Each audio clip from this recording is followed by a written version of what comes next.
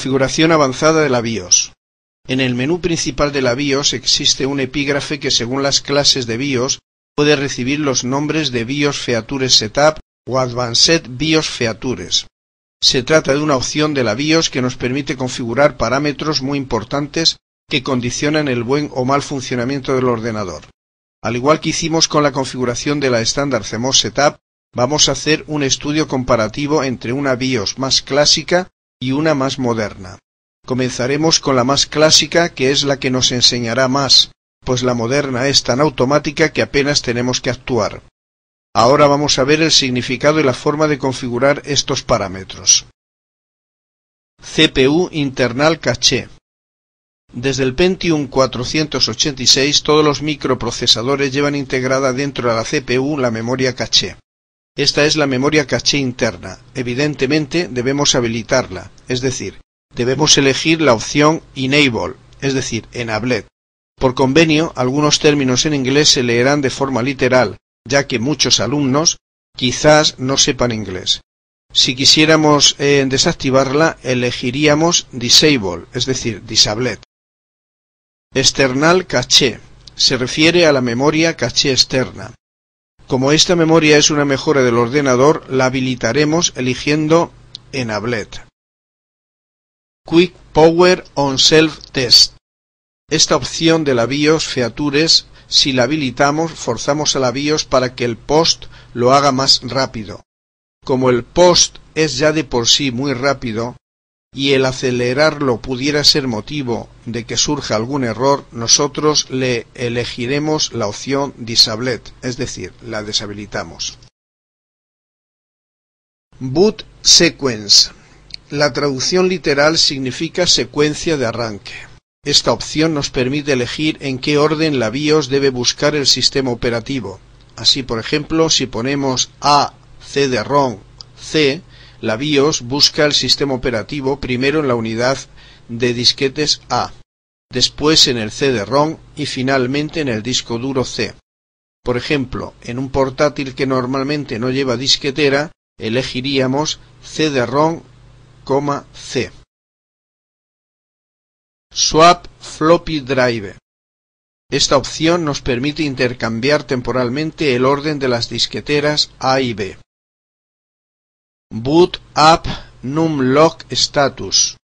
Esta opción, si la activamos, hace que el teclado numérico se comporte como cursores. ID HDD Block Mode. Un modo de transferencia por bloques en los discos duros. Debemos habilitar dicha función, que la soportan todos los discos duros cuya capacidad sea superior a 100 MB. Gate A20 Option. Este parámetro corresponde a la memoria RAM y conviene tenerlo activado como normal. Memory Parity Check.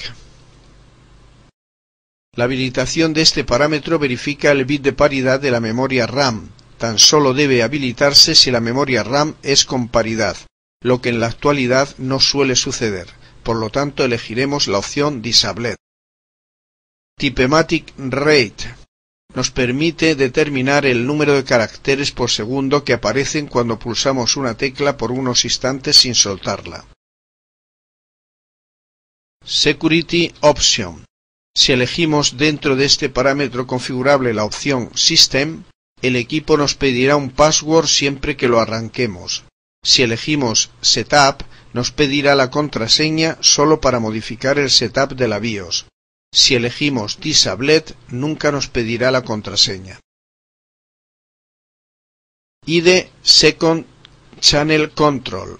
Nos permite habilitar o deshabilitar el segundo canal de la controladora ID o EID. PCI VGA Palette Snoop. Este parámetro casi siempre se debe tener deshabilitado. Se refiere a la situación cuando el equipo tiene dos tarjetas gráficas.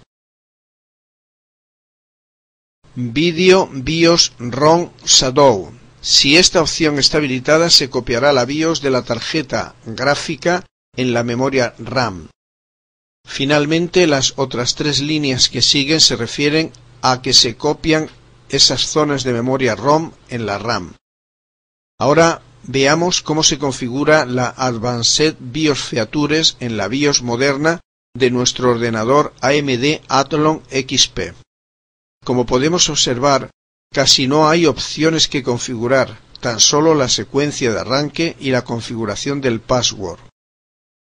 En la imagen de la Advanced Feature Setup de la Aware BIOS 2004 que estamos observando, tenemos lo siguiente. First Boot Device, CD-ROM. Esta línea nos indica que el primer dispositivo en que la BIOS buscará el sistema operativo es el CD-ROM. Second Boot Device, HDD 0. Esta otra segunda línea nos indica que la BIOS, si no ha encontrado el sistema operativo en el CD-ROM, lo buscará en el primer disco duro. Third Boot Device, Floppy. Esta línea indica el último dispositivo en que la BIOS busca el sistema operativo para cargarlo. Password Check, Setup. Finalmente, la última línea nos indica que para modificar el setup de la BIOS se nos exigirá un password. Ahora estamos viendo la pantalla de la Advanced BIOS Features de la Aware BIOS 2003, implementada en la placa base de nuestro Pentium 4 3.06 GHz HT. En esta tenemos algunos parámetros más que configurar. Las tres primeras líneas u opciones determinan la secuencia de arranque. Ahora vamos a comentar el resto de las opciones. Boot Up Floppy Seek. Esta opción de la BIOS lo que hace durante el POS es determinar si el número de pistas de la disquetera es 40 u 80. Las disqueteras de 360K tienen 40 pistas. Las de 720, 1,2 MB y 1,44 MB son todas de 80 pistas. Si elegimos Enabled, la BIOS determinará si la disquetera es de 40 u 80 pistas.